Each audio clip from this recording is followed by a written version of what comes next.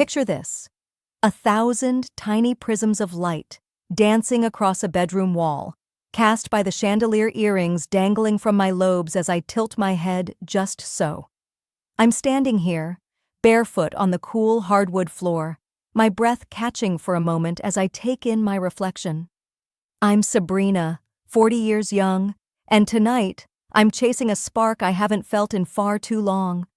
The mirror shows me in a sleek black dress, the kind that clings in all the right places, reminding me of a version of myself I sometimes forget exists.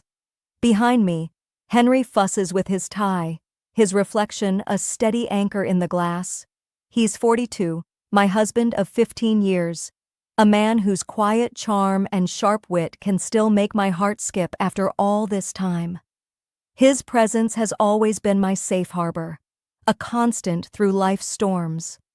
But lately, there's a shadow between us, an unspoken restlessness, a hunger for something neither of us has the courage to define. We don't talk about it, but I feel it in the silences, in the way our routines have become both comfort and cage. Henry catches my eye in the mirror, and a small, knowing smile tugs at his lips. It's the kind of look that says he sees me, really sees me, and for a moment I'm grounded again. I smooth the fabric of my dress one last time, feeling a flicker of excitement for the night ahead. We're meeting Monica and James, our closest friends, the kind of people who've woven themselves into the fabric of our lives over the past decade. Monica, 39, is a force of nature, a fiery brunette whose laugh can fill an entire room and make you forget your worries. She's the one who drags us out of our shells, who insists on adventure even when we're too tired to agree. And then there's James, 41, her perfect counterbalance, laid back to a fault, always armed with a sarcastic quip that cuts through any tension. The four of us, we're a unit, bound by countless memories. Vacations to the coast where we battled sunburns and rogue waves, late-night dinners that stretched into dawn, and endless bottles of wine shared over stories we've told 100 times. I can't help but smile as I think about one particular trip, a whirlwind escape to Italy years back. We were in Florence, the cobblestone streets slick with evening rain, and Monica had insisted on gelato despite the chill. Of course, hers ended up smeared across her chin after a dramatic gesture, and James couldn't stop laughing long enough to help her wipe it off. Henry and I just stood there, doubled over, our own cones melting down our hands as we tried to catch our breath. It's those moments, the messy, unplanned ones, that stick with me. They remind me why we hold on to each other so tightly, why nights like tonight matter. We're heading to a trendy bar in the city center, a spot known for its sleek vibe and killer cocktails, a place where the world outside seems to fade away. As Henry and I step into the bar, the first thing that hits me is the warm, amber glow of the lighting. It spills over everything, casting soft halos on the polished wood tables and making the whole space feel like a secret you've just been let in on. The low hum of jazz music weaves through the air, mingling with the delicate clink of glasses and the murmur of conversations. I breathe in, catching the faint, earthy scent of rosemary sprigs perched on the edge of cocktail glasses, a little detail that makes the place feel curated, intentional. It's the kind of atmosphere that wraps around you like a favorite sweater, comforting and just a touch indulgent. We spot Monica and James already settled into a cozy booth near the window, the city lights twinkling outside like a canvas of stars against the dark. I slide in next to Henry, feeling the smooth leather of the seat beneath me, while Monica waves us over with that infectious grin of hers. She's already mid-story, her hands flying as she recounts a disastrous camping trip from years ago, one where we got lost for hours and ended up sleeping in a tent that leaked during a freak rainstorm. Her voice rises and falls with dramatic flair, painting the scene so vividly I can almost feel the damp sleeping bag again. James, sitting across from her, rolls his eyes with that familiar, playful exasperation, muttering something about how he's still traumatized by the mosquito bites. Henry chuckles beside me, his hand resting lightly on my knee under the table, a quiet gesture that grounds me in the moment. I take a sip of my drink, a tart gin concoction with a citrus bite that dances on my tongue, and I feel the warmth of the alcohol spreading through me, blending with the comfort of this familiar laughter. These nights with Monica and James, they're like hitting a reset button. They strip away the noise of the daily grind, deadlines, bills, the little frustrations that pile up without you noticing. Here, in this booth, with the city buzzing just beyond the glass, I'm reminded of who we are at our core. Not just a couple, not just individuals, but part of this tight-knit circle that's seen us through highs and lows. I glance around the table, taking in Monica's animated expressions, James's sly smirk as he tosses in a sarcastic jab, and Henry's steady presence beside me.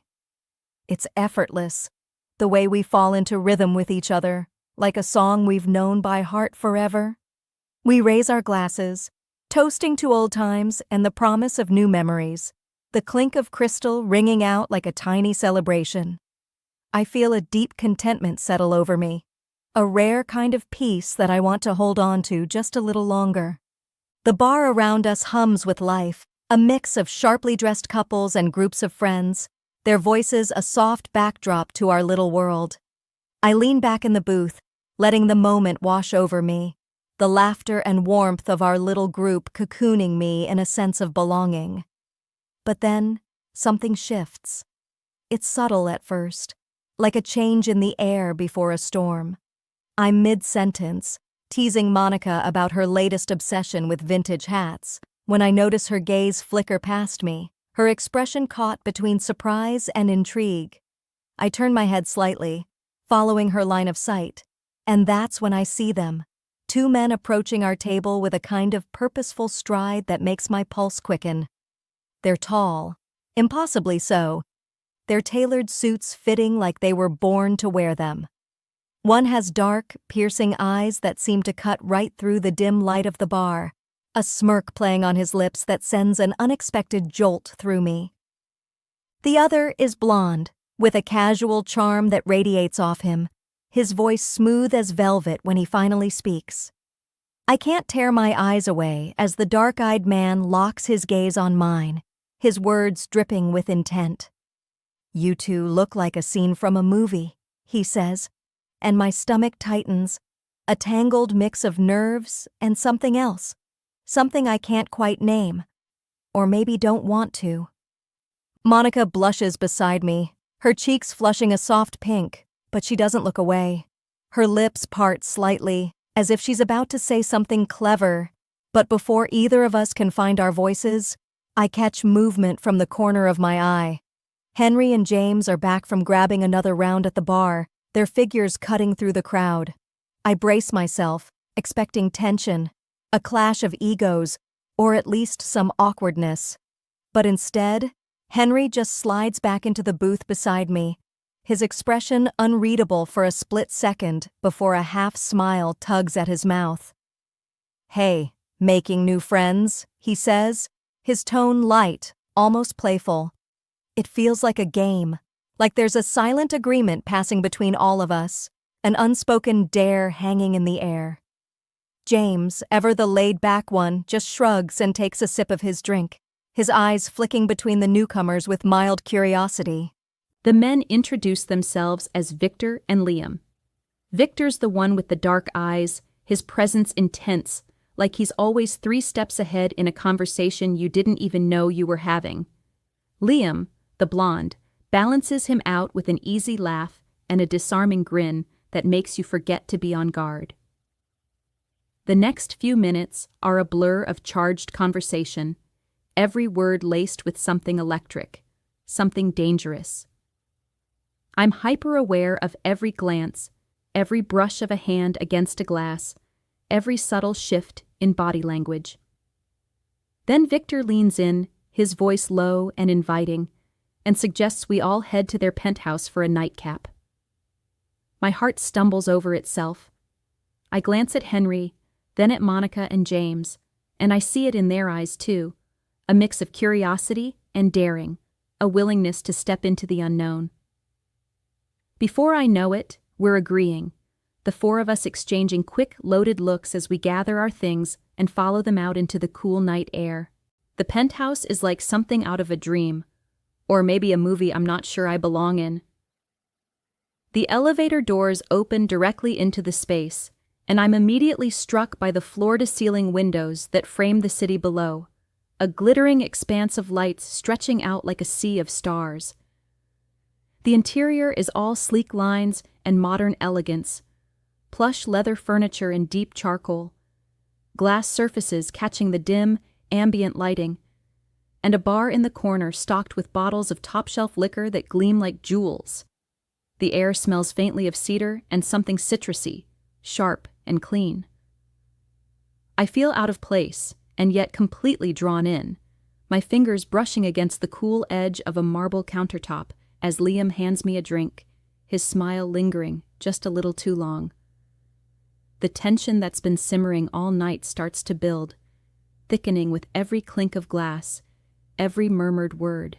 Boundaries I thought were solid begin to blur, and I'm caught in this strange, intoxicating current I don't know how to navigate. My mind is reeling from what just unfolded in this penthouse, a moment so surreal it feels like I've stepped out of my own life and into someone else's. My heart is still hammering against my ribs, a frantic rhythm I can't slow down, as I try to piece myself back together. I'm standing near the fireplace now, the warmth of the flames licking at my skin through the thin fabric of my black dress. I smooth the material with trembling hands, more to steady myself than to fix my appearance. The heat is almost too much, a stark contrast to the cold shock still coursing through me. But I don't step away. It's like I need something tangible to anchor me, to remind me I'm still here, still me. Sabrina, the woman who thought she knew her limits until tonight. Across the room, Monica is uncharacteristically quiet. She's perched on the edge of a sleek leather chair, her fingers fumbling with a strand of her dark hair, twisting and untwisting it with a shaky hand. For the first time all night, she won't meet my gaze.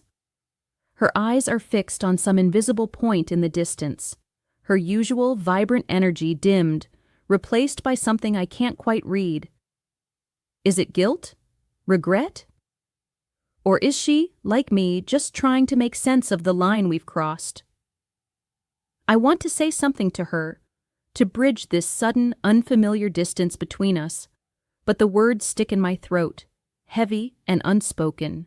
Meanwhile, Victor and Liam seem untouched by the weight of what's happened. They're over by the bar, pouring fresh drinks with the kind of casual ease that makes my stomach twist. Victor's deep chuckle cuts through the air, sharp and careless, as Liam says something I can't hear over the faint hum of music still playing in the background. Their laughter bounces off the glass walls of the penthouse, a jarring sound that feels almost mocking in its normalcy. How can they act like nothing extraordinary just occurred? How can they stand there, clinking glasses, while I feel like the ground beneath me has shattered? I force myself to turn away from them, my gaze seeking out Henry. He's standing a few feet away, near one of the massive windows, the city lights casting a faint glow across his face. My heart pounds harder as I search his expression for any sign of anger, betrayal, or hurt, anything that would tell me how he's processing this. But his face is calm, almost eerily serene, like the surface of a lake hiding turbulent depths. He's holding his glass so tightly that his knuckles are pale, the only hint of tension in his otherwise composed demeanor. His eyes, though, they don't waver from mine.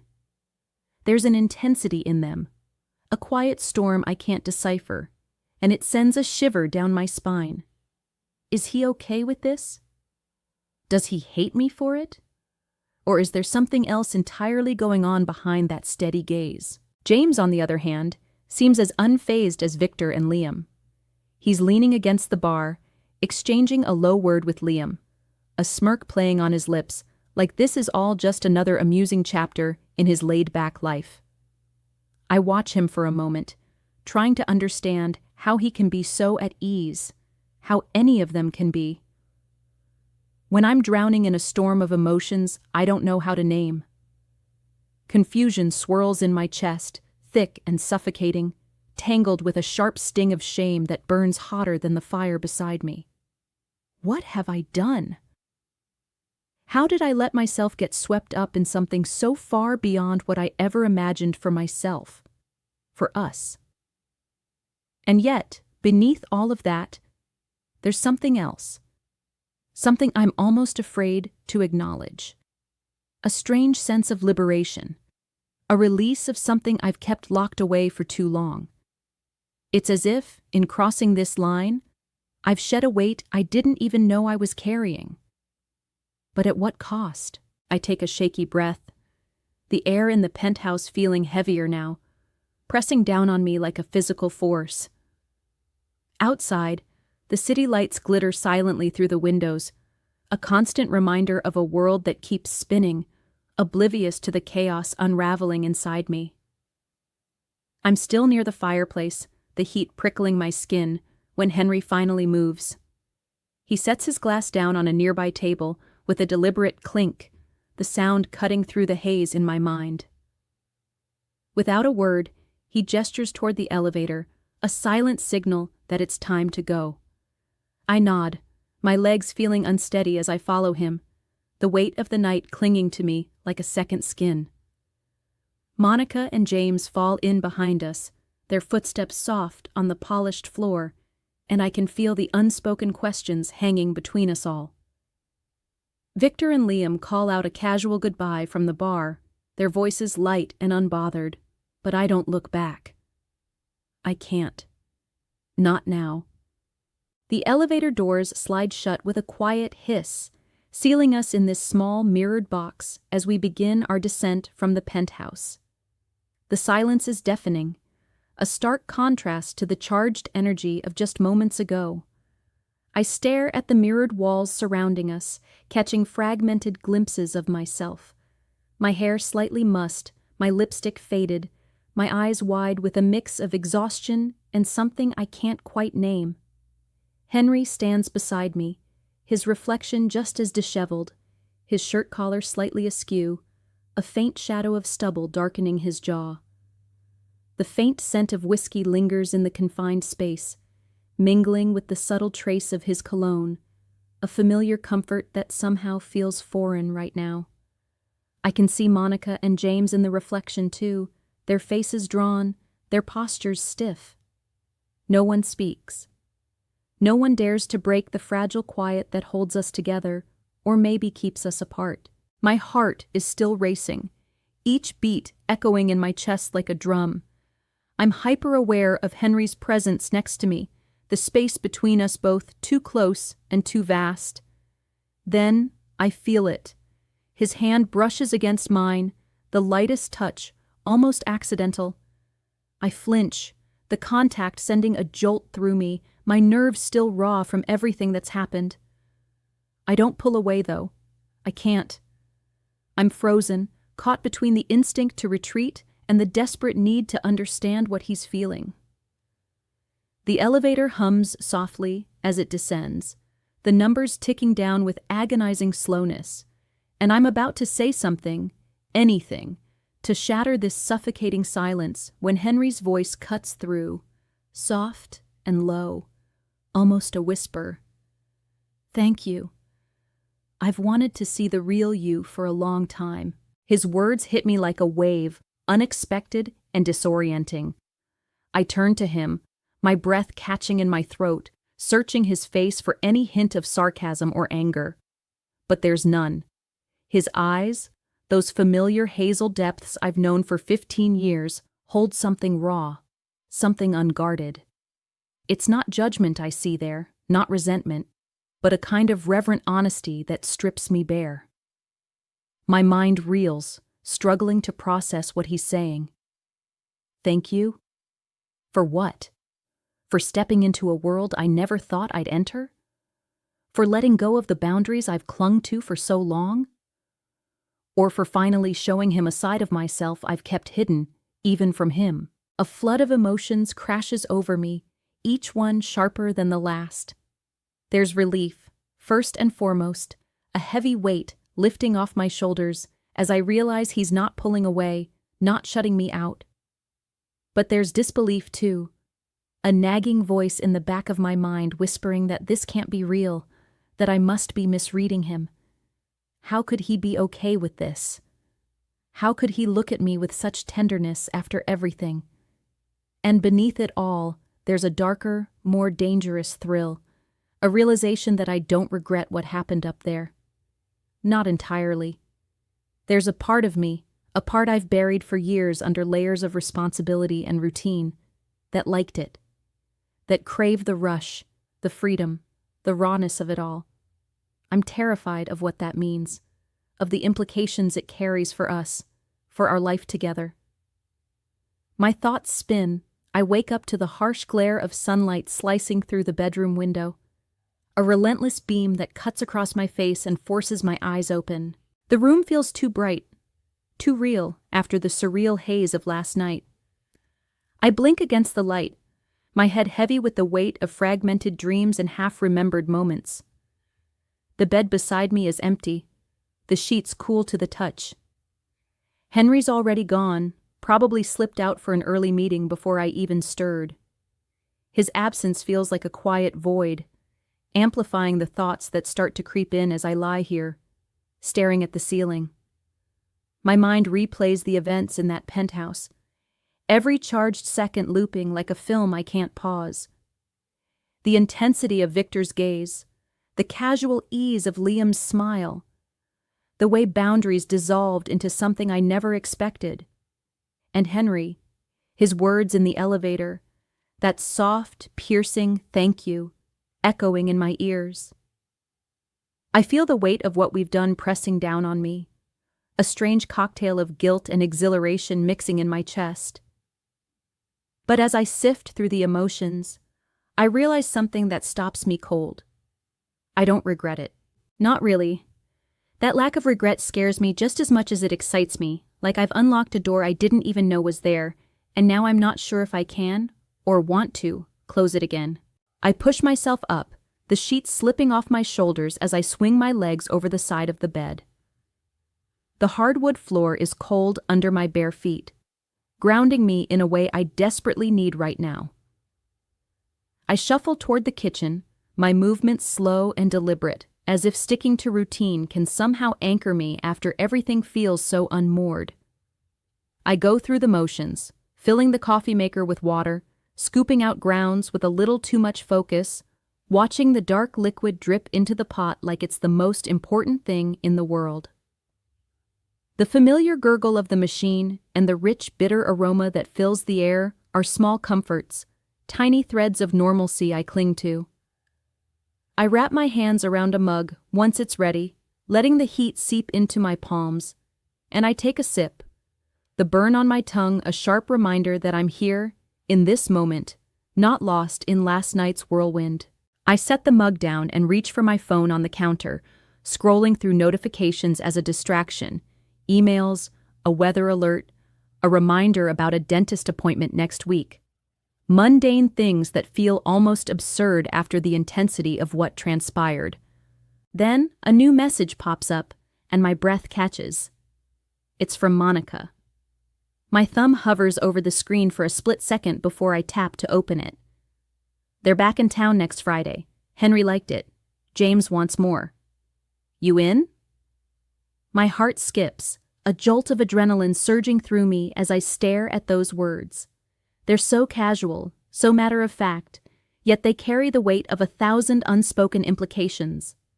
My mind flashes back to the penthouse, to the electric tension that pulsed through every interaction, to the way Henry's hand brushed mine in the elevator, to the look in his eyes when he spoke words I'm still trying to fully grasp. I can almost hear Victor's low chuckle again, feel the cool edge of that marble countertop under my fingertips, see Liam's disarming grin as he handed me a drink. The memories rush in, vivid and unbidden, pulling me back into that intoxicating current I thought I'd left behind when we stepped out of the elevator. There's a pull, a temptation that tugs at something deep inside me, something I didn't know existed until last night. And then there's Henry. His reaction, his quiet acceptance, the unspoken understanding that passed between us in that mirrored box as we descended. I know he felt it too, that shift, that unspoken agreement to explore whatever this is. My fingers hover over the keyboard, the cursor blinking at me like it's daring me to respond. I could type out a no, put an end to this before it spirals further. I could pretend last night was a one-time lapse, a moment of weakness. But instead, I find myself typing yes, ready to see where this unexpected path might lead. Don't forget to subscribe, like, and comment if you enjoyed this story. This will help us create more engaging stories for you.